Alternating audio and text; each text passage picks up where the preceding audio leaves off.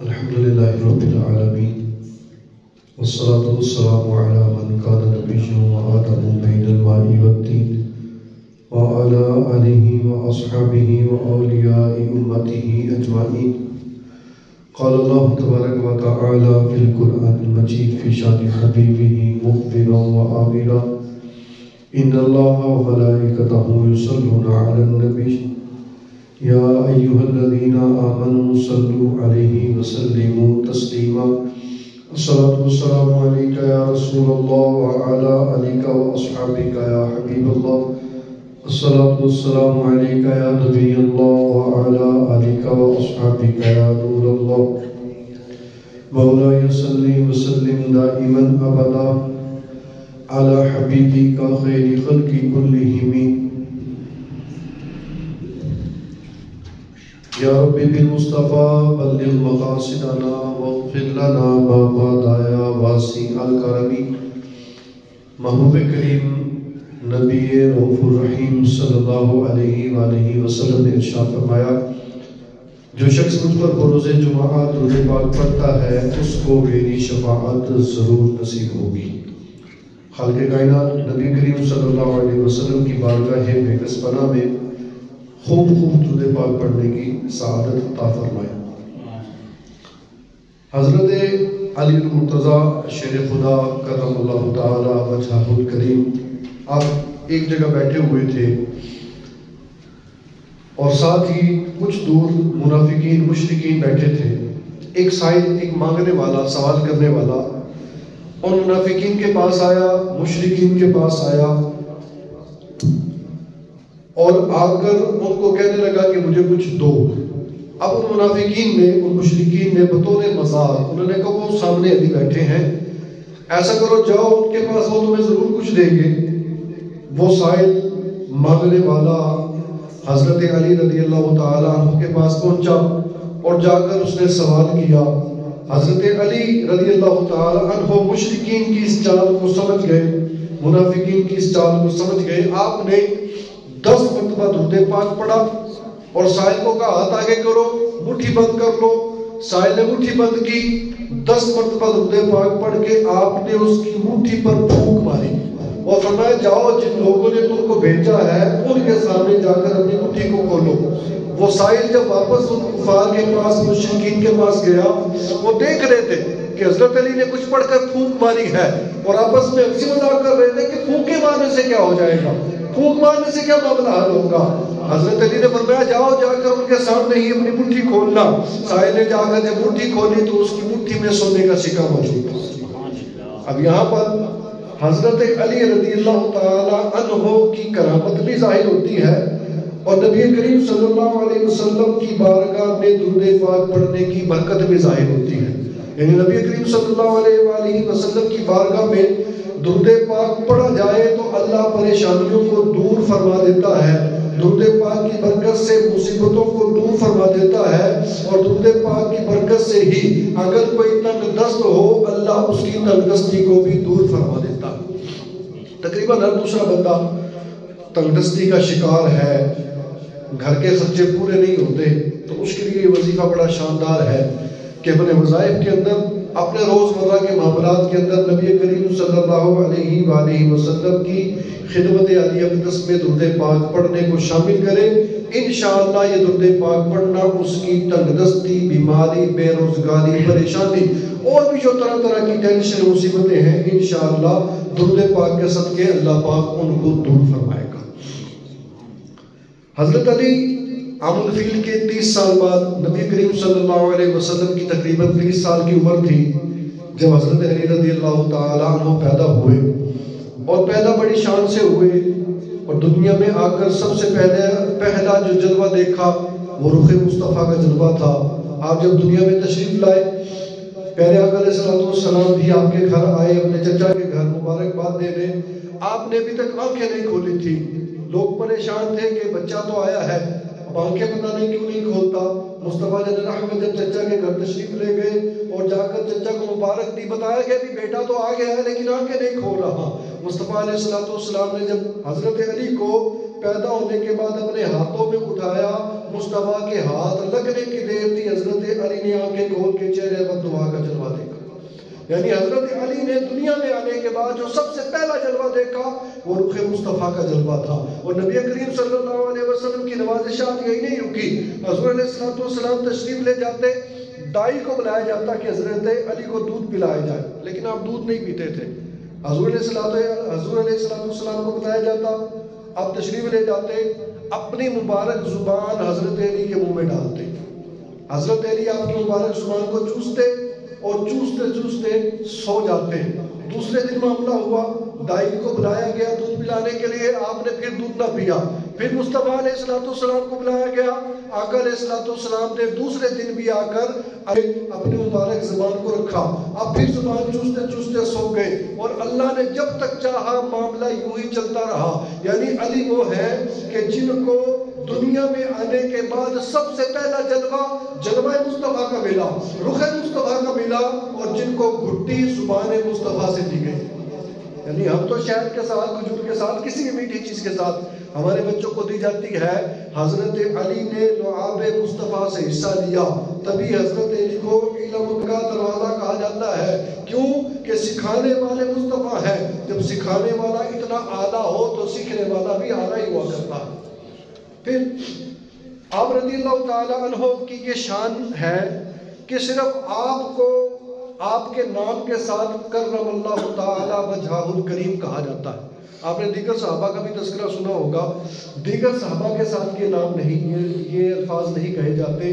صرف یہ حضرت علی رضی اللہ تعالی عنہ کی شان ہے کہ آپ کو کرم اللہ تعالی وجہہ الکریم کہا جاتا ہے. علماء نے اس کی وجہ یہ لکھی کہ جب آپ دنیا میں تشریف لائے, آپ نے رخ مصطفیٰ کا جلوہ دیکھا.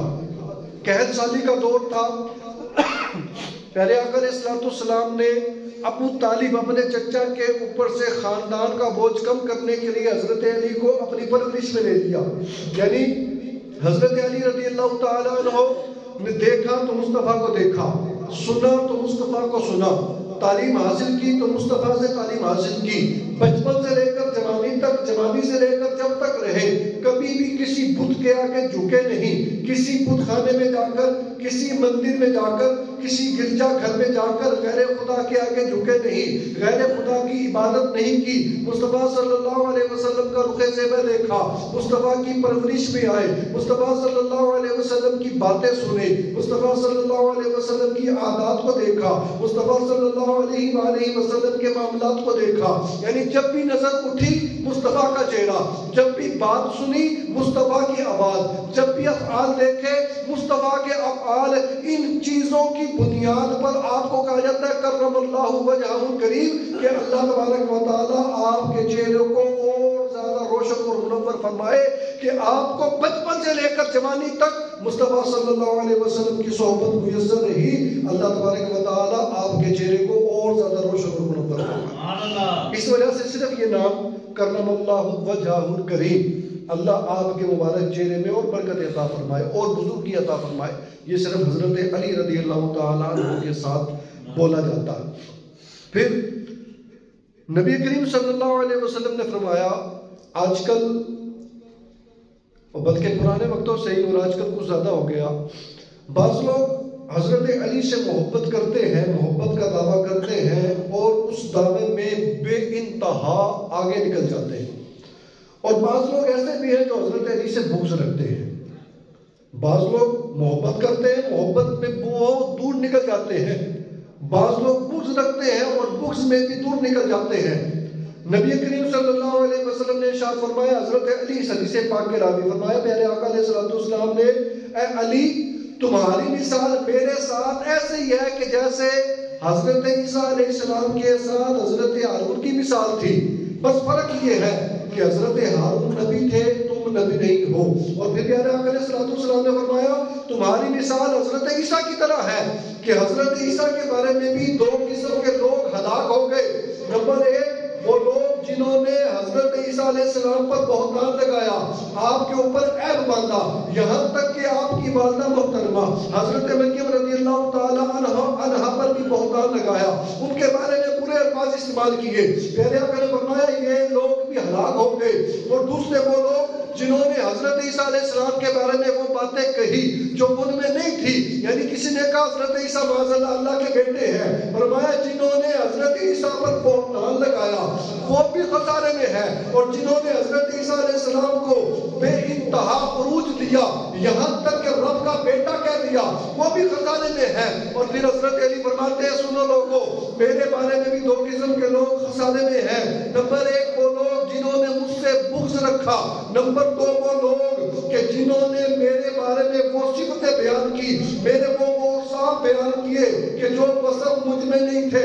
اور پھر آپ نے تاریخ کے جملے ارشاد فرمائے، آپ فرمانے لگے اے لوگوں سن لو میرے بعد، اے لوگوں سن لو مصطفیٰ صلی اللہ علیہ وسلم کے بعد اس دنیا میں انسانوں کے اندر افضل ابو بکر اور عمر ہے۔ اور فرمایا سنو لا یجتمع حبی و بغض ابو بکر و عمر فی قلب مومنین، فرمایا اگر بندہ علی سے محبت کا دعویٰ کرے، ابو بکر سے بغض رکھے، علی سے محبت کا دعویٰ کرے، حضرت عمر سے بغض رکھے، علی سے محبت کا دعویٰ کرے، اور عثمان غنی سے بغض رکھے، فرمایا سنو میرے بندو سنو اے لوگوں سنو لا یجتمع حبی و بغض ابو بکر و عمر فی قلب مومنین، فرمایا جو مسلمان بندہ ہوگا اس کے دل میں علی کی محبت اور دوسرے صحابہ کا بغض جمع ہو ہی نہیں سکتا۔ لا یجتمع حبی میری محبت و بغض ابو بکر و عمر اور حضرت ابو بکر اور عمر کا بغض جمع نہیں ہو سکتا، کہا فی قلب مومنین کسی مسلمان کے دل میں۔ اب وہ بندہ جو علی سے پیار کا دم بھرتا ہے، کہتا ہے حضرت علی سے بڑی محبت ہے، حضرت علی سے بڑا پیار ہے، لیکن ابو بکر کے لیے دل میں بغض رکھتا ہے، وہ مولا علی کے الفاظ سنے، مولا علی کے الفاظ سنے، مولا علی فرما رہے ہیں میری محبت اور ابو بکر کا بغض ایسے سینے میں جمع نہیں ہو سکتا جو کسی مومن کا سینہ ہو۔ اگر مومن کا سینہ ہے اس کے دل میں ابو بکر کی بھی محبت ہوگی، عمر کی بھی محبت ہوگی، عثمان کی بھی محبت ہوگی، میری بھی محبت ہوگی، اور حضور کے دیگر صحابہ کی بھی محبت ہوگی۔ اور اگر بندہ میری محبت کا دعویٰ کرتا ہے لیکن ابو بکر سے بغض رکھتا ہے، فرمایا وہ کسی مسلمان بندے کا دل نہیں ہو سکتا۔ اب ہم غور کریں، پچھلے جو بھی چند نے باتیں کی تھی، ہماری بیٹھ کے ہماری دوستیاں، ہماری یاریاں ہماری کن لوگوں کے ساتھ ہے؟ علی علی کرتے ہیں، ساتھ میں ابو بکر کو برا بھلا کہتے ہیں، تو ایسے لوگوں سے فٹ سے جھٹ سے تعلق توڑ دیں۔ حضرت علی کا فرمان میں نے آپ کو سنایا، فرماتے ہیں جس دل کے اندر میری محبت ہو اور ابو بکر کا بغض ہو وہ سینہ کسی مومن کا نہیں ہو سکتا۔ اگر علی کی محبت کے ساتھ ساتھ صدیق کی محبت بھی ہے تو جناب مولا علی رضی اللہ تعالی عنہ یہ سٹیپ لگا رہے ہیں، فرمایا اگر مومن کا دل دیکھنا ہو تو دیکھو اس کے دل میں ابو بکر کے لیے محبت ہے کہ نہیں، اس کے دل میں عمر کے لیے محبت ہے کہ نہیں، اس کے دل میں عثمان کے لیے محبت ہے کہ نہیں۔ فرمایا میری محبت کے ساتھ ساتھ اگر ابو بکر کی محبت بھی ہے، عمر کی محبت بھی ہے، عثمان کی محبت بھی ہے، اب مولا علی کی طرف سے یہ سٹیپ ہے، فرمایا مبارک ہو تیرے سینے میں دھڑکنے والا دل مومن کا دل ہے۔ اور اگر اس کا الٹ ہے بغض ابو بکر اور محبت علی کسی مومن کے سینے میں جمع نہیں ہو سکتی۔ تو اب محبت علی کا تقاضا یہ ہے کہ جس طرح حضرت علی سے پیار کرتے ہیں ابو بکر سے بھی پیار کیا جائے۔ محبت علی کا تقاضا یہ ہے کہ جس طرح علی سے پیار کرتے ہیں حضرت عمر سے بھی پیار کیا جائے۔ محبت علی کا تقاضا یہ ہے کہ جس طرح علی سے پیار کرتے ہیں عثمان سے بھی پیار کیا جائے، کیونکہ شاید کہتا ہے علی کے چاہنے والوں کے دل کالے نہیں ہوتے، جہاں نور ولایت ہو وہاں تالے نہیں ہوتے۔ علی ذاتوں نے بتلایا تحفظ کر کے عثمان کا، جو رکھے بغض عثمان سے علی والے نہیں ہوتے۔ حضرت عثمان کا جب معاملہ ہوا، امام حسن و حسین آپ کے دروازے پر کھڑے ہو کر ڈیوٹی دے رہے تھے، تو علی ذاتوں نے بتلایا تحفظ کر کے عثمان کا، جو رکھے بغض عثمان سے علی والے نہیں ہوتے۔ تو علی کی محبت کا تقاضا یہ ہے کہ ابو بکر سے بھی پیار کیا جائے، عمر سے بھی پیار کیا جائے، عثمان سے بھی پیار کیا جائے، اور حضور کے دیگر صحابہ سے بھی پیار کیا جائے۔ پھر نبی کریم صلی اللہ علیہ وسلم نے ارشاد فرمایا، حضرت علی حدیث پاک کے راوی، فرمایا انا مدینۃ العلم و ابو بکر اساسها و عمر سقفها و عثمان حیطانها و علی بابها۔ فرمایا میں علم کا شہر ہوں، ابو بکر صدیق اس شہر کی بنیادیں ہیں، حضرت عمر اس شہر کی دیواریں ہیں، حضرت عثمان اس شہر کی چھت ہے، اور حضرت علی اس علم کے شہر کے دروازے ہیں۔ کی تعلیمات کو مکمل دیکھنا ہے تو صرف حضرت علی کو نہیں دیکھنا ہوگا، مصطفیٰ کے یار غار یار مزار کو بھی دیکھنا ہوگا، مصطفیٰ کے عمر کو بھی دیکھنا ہوگا، مصطفیٰ کے عثمان کو بھی دیکھنا ہوگا، مصطفیٰ کے علی کو بھی دیکھنا ہوگا۔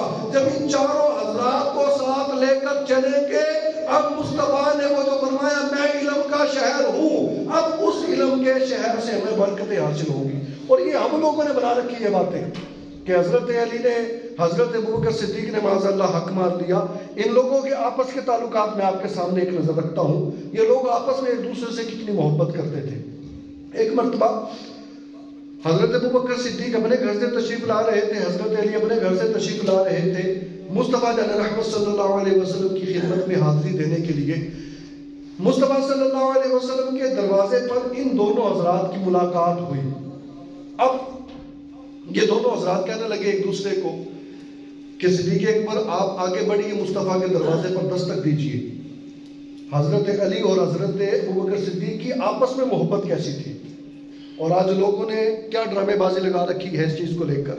ابوبکر صدیق فرماتے نہیں میں آگے نہیں بڑھوں گا، آپ آگے بڑھ کے دروازے پر دستک دیجئے۔ علی فرمانے لگے میں اس بندے سے آگے کیسے بڑھ سکتا ہوں کہ جس کے بارے میں نبی کریم صلی اللہ علیہ وسلم نے ارشاد فرمایا میرے بعد آسمانوں کا یہ سورج ابو بکر سے افضل کسی بندے پر طلوع اور غروب نہ ہوگا۔ کون فرما رہے جی؟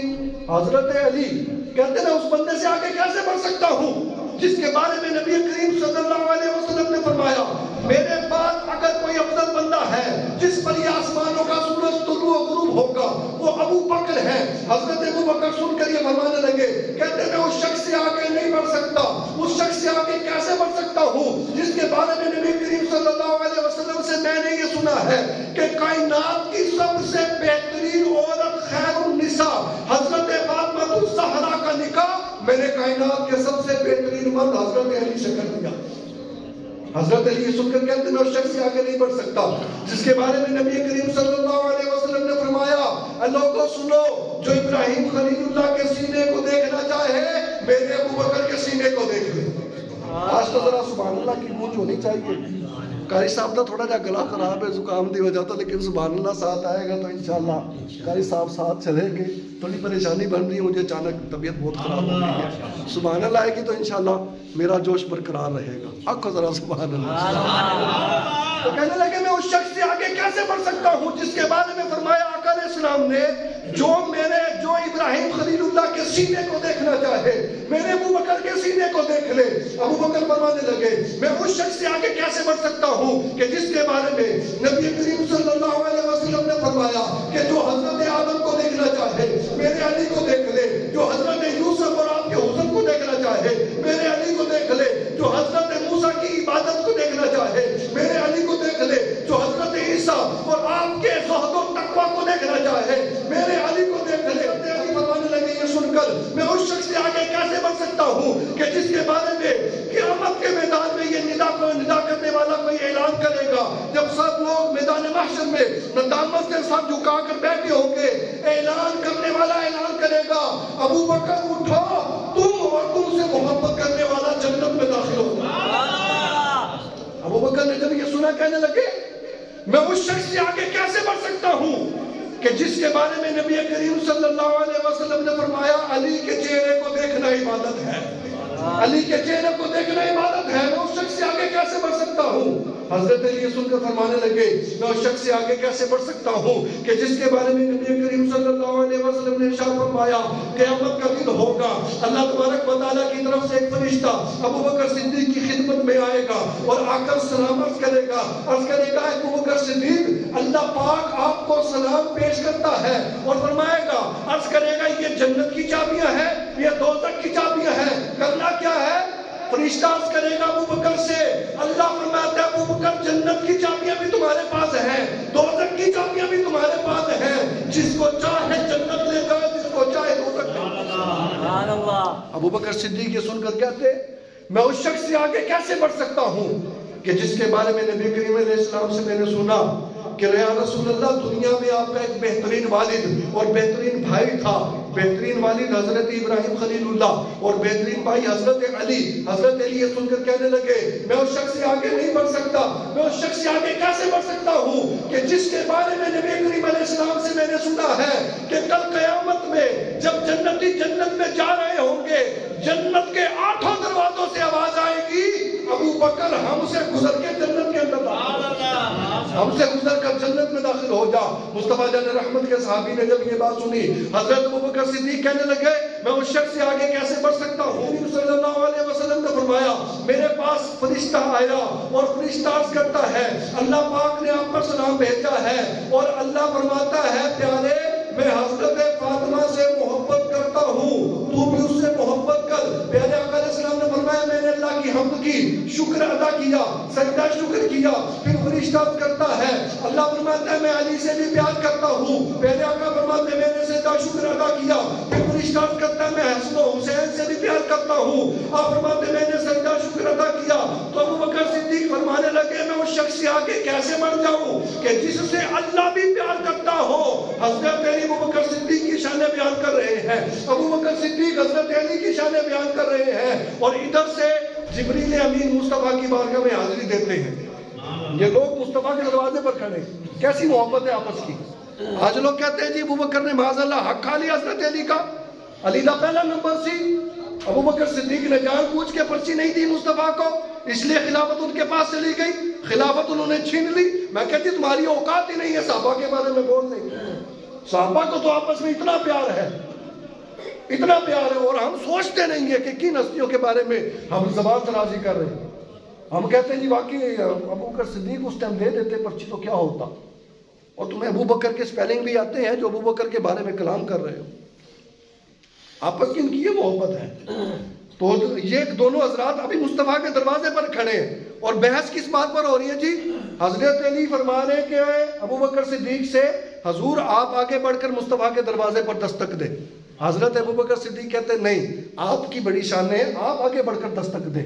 ان کی باتیں جاری ہیں، جبریل امین مصطفیٰ کی بارگاہ میں آئے اور آ کر عرض کرتے ہیں یا رسول اللہ صلی اللہ علیہ وسلم، سلام پیش کیا، عرض کرتے ہیں آسمان کے سارے فرشتے آپ کے دونوں یاروں کو دیکھ رہے ہیں، آپ کے دونوں یار آپس میں ایک دوسرے کو جو عزت دے رہے ہیں، آسمان کے سارے فرشتے ٹک ٹکی باندھ کر دیکھ رہے ہیں۔ یا رسول اللہ آپ ثالثی بن کر تشریف لے جائیے، ان دونوں میں فیصلہ کیجئے۔ آقا علیہ السلام گھر سے باہر نکلے، دیکھا ابو بکر اور علی اسی طرح آپس میں کلام کر رہے ہیں جو جبریل امین نے بیان کیا۔ آقا علیہ السلام آگے بڑھے، ابو بکر کی پیشانی پر بوسہ دیا، آگے بڑھے حضرت علی کی پیشانی پر بوسہ دیا اور فرمایا قسم ہے اس ذات کی جس کے قبضہ قدرت میں میری جان ہے، اگر سارے سمندر سیاہی بن جائے اور سارے درخت کلمے بن جائے اور زمین و آسمان والے بیٹھ کر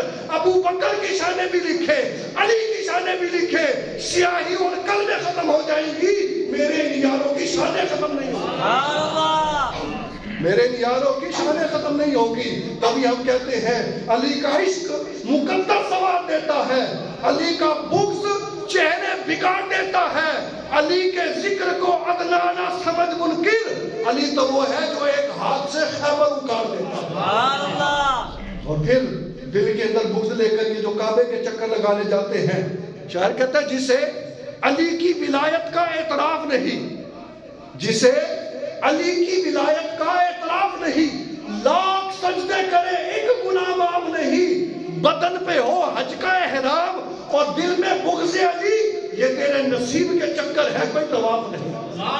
تو ہم علی والے بھی ہیں، ہم صدیق والے بھی ہیں، ہم عمر والے بھی ہیں، ہم عثمان والے بھی ہیں۔ جب ابو بکر صدیق کا عرس آتا ہے، آپ کی جشن ولادت آتی ہے، ہم صدیق اکبر کا نعرہ لگاتے ہیں۔ عمر فاروق کا وقت آتا ہے، ہم عمر فاروق کا نعرہ لگاتے ہیں۔ عثمان غنی کا جشن ولادت آتا ہے، عثمان غنی کا نعرہ لگاتے ہیں۔